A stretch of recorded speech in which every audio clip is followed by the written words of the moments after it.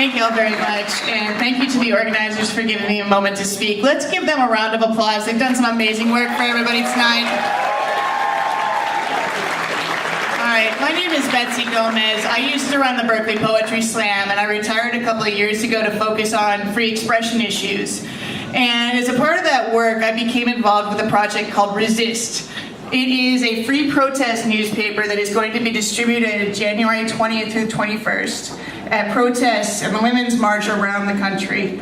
It's edited by Françoise Mouly with The New Yorker and Nadja Spiegelman, and it focuses on work in comics and protest cartoons, mostly by women-identified creators. And I need help passing it out. Somewhere between here and New York City, there's a truck barreling down the road with thousands of copies for the Bay Area. And so I have a mailing list. If you guys can help pass out, please sign this mailing list or find us on Facebook. It's Resist Newspaper Bay Area. And if you have a store or a space that you would like to distribute it, come talk to me. I'm gonna make my way towards the exit during the intermission and let's talk. Thank you so much. Hey, thank you, Betsy. Now give a nice round of applause for Ellen. Up to the mic. Hi, so my name is Ellen Dubnow. I'm the Executive Director of the International Institute of the Bay Area. You probably haven't heard of it. I'm just saying, even though we're about to celebrate our 100th anniversary, they asked if I could talk a little bit about our organization, but first I want to say how moved I am hearing all these voices and just what incredible gifts that we're hearing tonight, and the fact that we're all together. Can we just give ourselves a little applause? Obviously it's a really hard time, and it's a really hard time for our organization. We provide immigration legal services. We work with the undocumented, we work with the documented, we work with refugees. And to know that we're all here together tonight and that we'll be keeping up this fight for as long as we need to means so much. So I'm just so grateful to have been part of this, to be asked to be here tonight, to be in the company of Transgender Law Center and Southern Poverty Law Center that also does incredible work. And I'm so grateful to be here with you. I'm just really grateful to be here with you. So thank you. So, the International Institute of the Bay Area, we have been around since 1918. We'll be celebrating our 100th anniversary next year. You're all invited. It will be a good party. We need something to celebrate. We have 5 offices, 6 offices. I've lost track. We have a lot of offices. We provide services in San Mateo County, Napa, San Francisco, Alameda, Contra Costa. And on January 20th, January 20th, do you recognize that date? We'll be opening a new office in Sonoma County.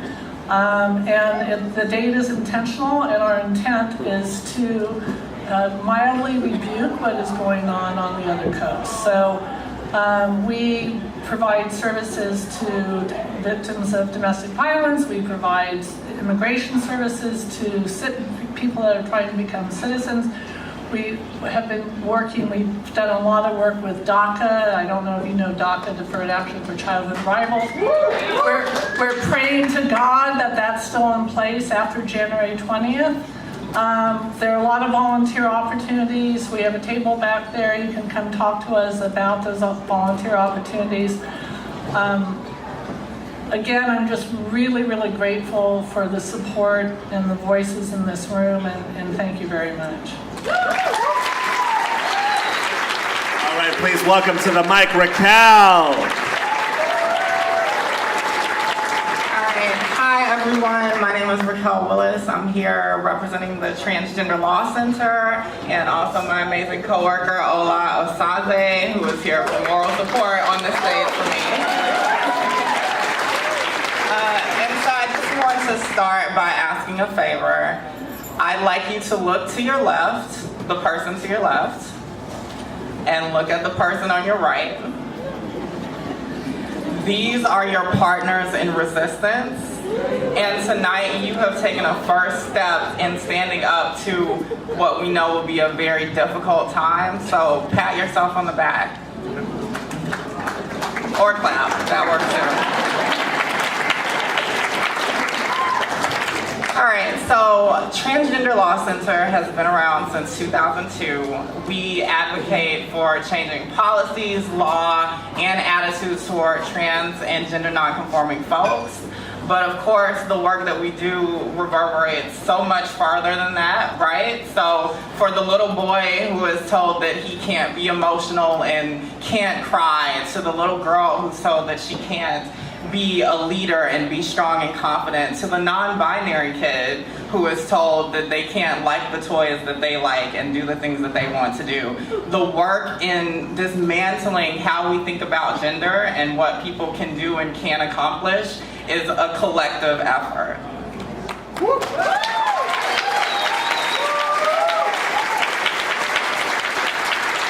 So, much of our work is in the legal realm. Obviously, Transgender Law Center. And so we advocate, in short, for trans immigrants who are detained. We advocate for trans folks who are incarcerated and who are not being treated the way that all humans should be treated, right?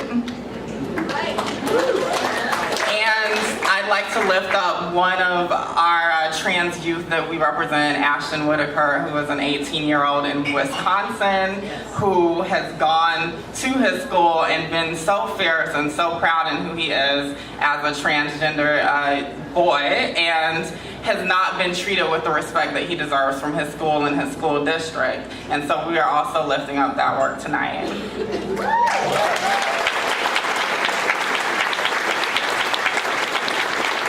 But beyond what we do in the legal world, we are all about empowering community to represent themselves. And so we have really unleashed our plan of 2017, our plan of resistance. And much of that revolves around, again, empowering community leaders. So we are dedicated to training 60 trans and gender nonconforming folks around the country to represent themselves through our national training institutes. We have a partnership with Southern Earth on New Ground, in which, you know, for instance, when HB2 happened in North Carolina, we went in and provided support for community leaders, because we believe as a national organization, we have to use our privileges to uplift people on the ground, not go in and take over for them, right?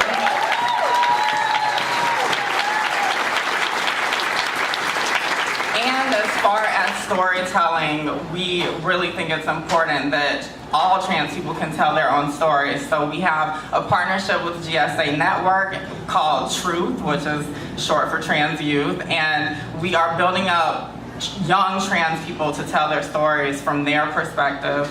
And we also have a national advocacy council called Positively Trans, which empowers people who are living with HIV and AIDS to tell their own stories as well.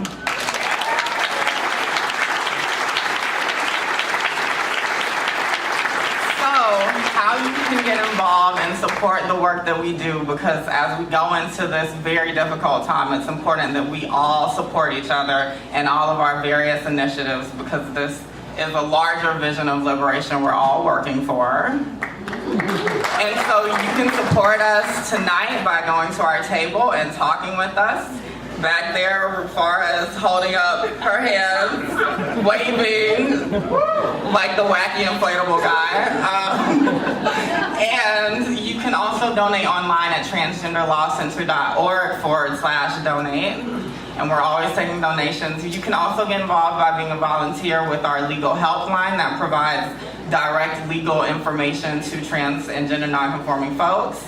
And just in general, I want to ask that you think about what your vision of liberation is, and as we go into this period, remember that we have to hold on even closer to this vision that we've created here tonight. Thank you.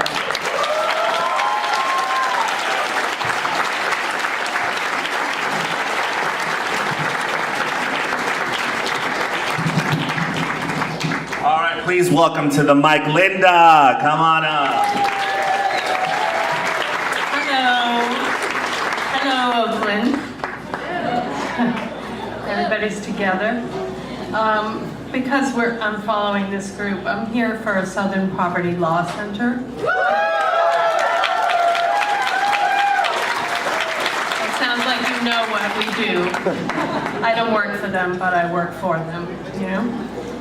But because I'm following my companions here, I just want to say, on December 1st, I went to a memorial at the AIDS Grove in San Francisco because my brother's name was engraved in the AIDS Grove, and he died at 24 in 1986 of AIDS.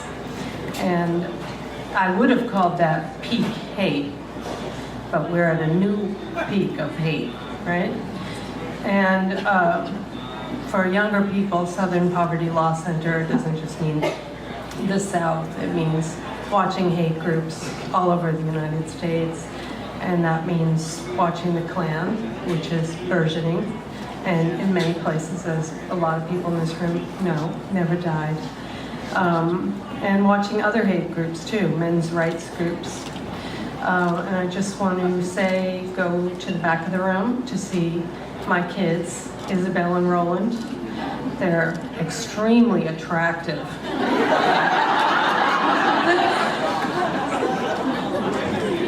And they might say a few words to you if you give them some money. Thank you. Let's give all of our speakers a round of applause. Thank you so much for the work that you do, guys, and thank you for being here.